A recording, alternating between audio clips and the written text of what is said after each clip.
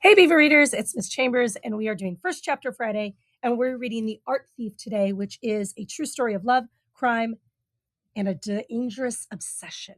All right, folks. Approaching the museum, ready to hunt, Stefan Bretwieser clasped hands with his girlfriend Anne Catherine Kleinklaus, and together they stroll to the front desk and say hello, a cute couple.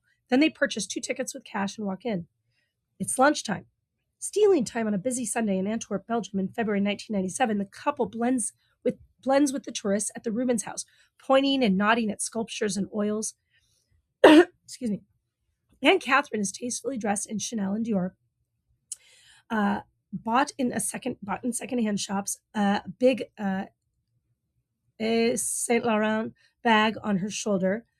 Bretwieser wears a button-down shirt tucked into stylish pants, topped by an overcoat that's a size a little too roomy, and a Swiss Army knife stashed in a pocket.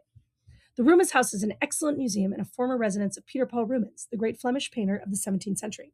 The couple drifts through the parlor and kitchen and dining room as Bretwieser memorizes the side doors and keeps track of the guards. Several escape routes take shape in his mind. The item they're hunting is sheltered at the rear of the museum, in a ground floor gallery with a brass chandelier, soaring windows, some now shuttered to protect the works from the midday sun. Here, mounted atop an ornate wooden dresser, is a plexiglass display box fastened to a sturdy base. Sealed inside the box is an ivory sculpture of Adam and Eve. Bretwieser had encountered the piece on a solo scouting trip a few weeks earlier and had fallen under its spell. The 400-year-old carving still radiates the inner glow, unique to ivory, that feels to him transcendent. After that trip, he could not stop thinking of the sculpture, dreaming of it, so he has returned to the Rubens house with Anne Catherine. All forms of security have a weakness. The flaw with the plexiglass box he has seen on his scouting visit is that the upper part can be separated from the base by removing 2 screws. Tricky screws, sure, difficult to reach at the rear of the box, but just 2.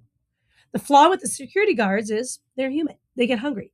Most of the day, Bretwieser has observed there is a guard in each gallery watching from a chair, except at lunchtime, when the chairs wait empty as the security staff rotates shorthanded to eat, while those who remain on duty shift from sitting to patrol, dipping in and out of the rooms at a predictable pace. Tourists are the irritating variables. Even at noon, there are too many of them lingering. The more popular rooms in the museum display paintings by Rubens themselves, but these pieces are too large to safely steal or too somberly religious for Bretwieser's taste. The gallery with Adam and Eve features items Rubens collected during his lifetime, including marble busts of Roman philosophers, a terracotta sculpture of Hercules, and a scattering of Dutch and Italian oil paintings. The ivory itself, by the German carver George Patel, was likely received by Rubens as a gift. As a tourist circle, Bretwieser positions himself in front of an oil painting and assumes an art-gazing stance. Hands on hips or arms crossed or chin cupped, his repertoire includes more than a dozen poses, all meant to connote serene contemplation, even while his heart is revving with excitement and fear.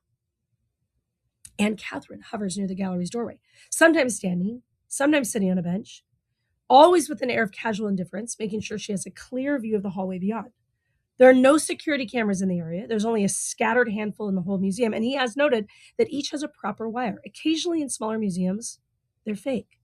A moment soon comes when the couple is alone in the room. The transformation is explosive, a flame to the fuel, as Bretwieser sheds his studio's pose, leaps over the security cord to the wooden dresser. He digs the Swiss Army knife from his pocket, pries open a screwdriver tool, and sets to work on the plexiglass.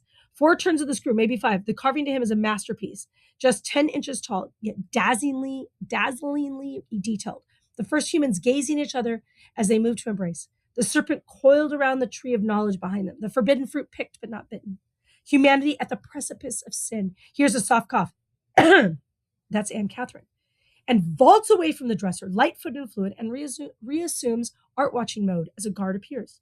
The Swiss Army knife is back in his pocket, though the screwdriver is still extended. The guard walks into the room, stops, and scans the gallery methodically. Bretwieser contains his breathing. The officer turns around and is barely beneath the doorway before the theft resumes. This is how Bretwieser progresses in fits and starts, grasshoppering about the gallery a couple of turns of the screw, then cough. A couple more, then another, then another. To unfasten the first screw amid the steady drip of tourists and guards requires 10 minutes of concentrated effort. Even with the margin for error shaved thin, Bretwieser does not wear gloves, trading fingerprints for dexterity and touch. The second screw is no easier, finally yielding as further visitors arrive. forcing him to bound off again, the pair of screws in his pocket. And Catherine makes eye contact with him from across the room, and he taps his hand to his heart, signaling that he's ready for the finishing step and will not need to use her big purse. She heads off to the museum's exit. Security guard has already appeared 3 times, and although he and Catherine have stationed themselves in different spots at each check-in, Brett Visser is stressed. He had once worked as a museum guard soon after graduating from high school, and he understands that while almost no one will detect a detail as tiny as a missing or protruding screw, all decent guards focus on people.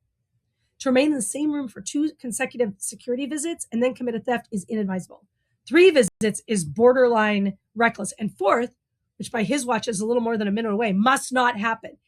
He needs to act or abandon now. The problem is the group of visitors present. Excuse me. He slides his eyes over. They're huddled near a painting, all wearing headphones attached to audio guides.